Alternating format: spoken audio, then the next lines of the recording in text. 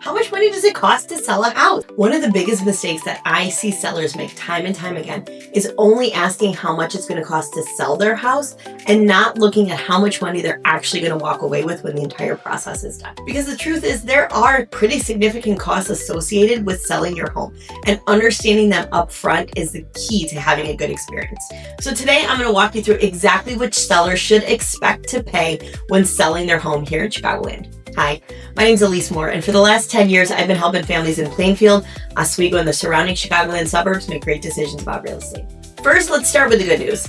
Before we get into costs, recognize that the overwhelming majority of homeowners here in Chicagoland have built significant equity in their homes. And so the likelihood that any of these costs will come directly out of your pocket or need to be available in cash is slim to none. And in many cases, sellers are walking away with significantly more money than they ever thought they would after selling their property. So the goal of this video isn't to scare you, it's to help you plan so that you have clarity in making your next decisions. So let's put some actual numbers to this. Here in the Plainfield area, Oswego, any of these surrounding suburbs. So let's put some actual numbers to this. Let's say that we sell your house for $500,000. Well, let's break down the costs that come into play when you actually go to close on the property. So first and foremost, the number one that a lot of sellers think about is real estate commissions. So the cost that you're going to have in real estate commissions is always negotiable and is going to vary depending on the agent that you select and the services that they're going to provide for you. Here in Chicagoland, I've seen everything as low as a flat fee of $250. That's usually for someone that is simply going to send you a form and upload your information into the MLS, all the way up to as high as 5% for the listing side alone for someone that is going to do a ridiculous amount of marketing, a lot of videos, a lot of paid advertisements, kind of things like that. Your real estate agent should clearly explain to you what their fee is, what it covers, and should be able to explain why paying less or paying more may or may not make sense for you given your goals and your specific home. This is one of the most important conversations that you should have before you decide to work with any one agent. On the flip side, traditionally speaking, a lot of sellers are actually paying the buyer's agent compensation. And just like your listing agent, this is negotiable. What I see most often on the offers that I'm getting on my listings is that buyers are requesting about 95% of the time for the sellers to cover the cost of their real estate agent. And that cost is typically anywhere between 2.25% and 3%. And when I'm talking percentages, we're talking about the percentage of your final sales price. Cost number 2 is attorney fees. So here in Illinois, we are an attorney state, which means that after you've gone under contract, you will most likely contract an attorney to help walk through the title process and the actual transferring of ownership from you to your buyer. Now, just like real estate agents, your attorney fees are going to vary. They're going to be somewhere between $500 and $1,000 typically. And this is a flat fee that's paid at closing. And this is where having an attorney that specializes in real estate is so incredibly important. Our purchase contracts are 13 pages long. And if you are paying an attorney by the hour to go through and read that, you're going to find that those costs add up significantly in the long run. Cost number 3 is transfer taxes. So there are fees associated with transferring ownership from you to your buyer. That specific cost and who pays it is going to vary by town. Some have little to none, others have significantly more, and it is usually based on the final sales price of your home.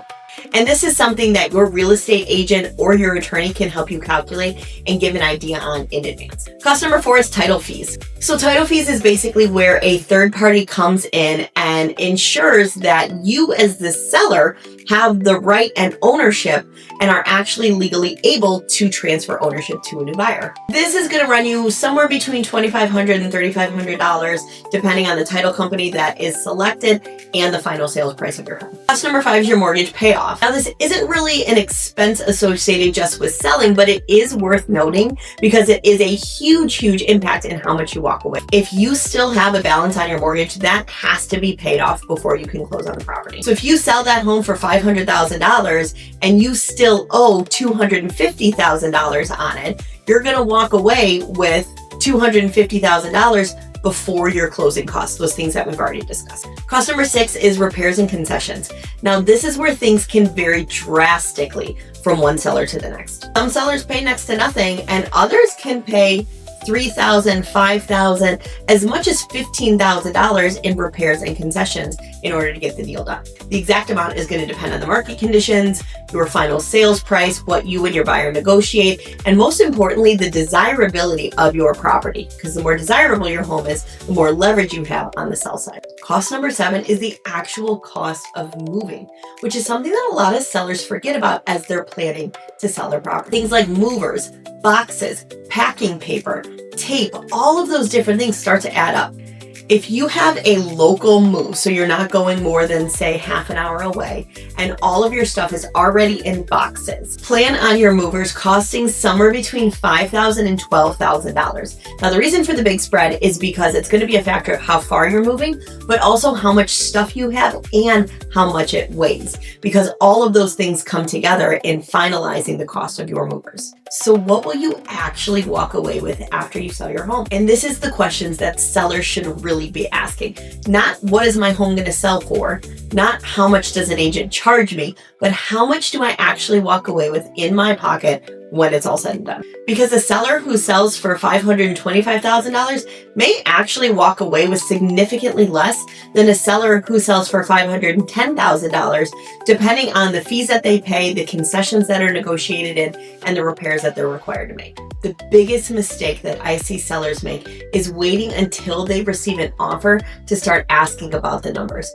Ask about them in advance. Make sure that you understand them and you've really digested them before you move forward with putting your home on the market. My advice, if you're considering selling in the next year, ask your real estate agent for an estimate of net proceeds. A good net sheet should break down your real estate commissions, your transfer taxes, attorney fees, and your mortgage payoff, plus any other little items that might come up so that you've got a pretty good ballpark in where you're going to land. Selling a home isn't free. You are paying for highly skilled, highly experienced guidance and legal protection throughout this entire process. But it also doesn't have to be confusing. If you're curious about what you might stand to walk away with after you sell your property, there is a link below. Click it, enter in your information, and we'll reach out. We're here to help.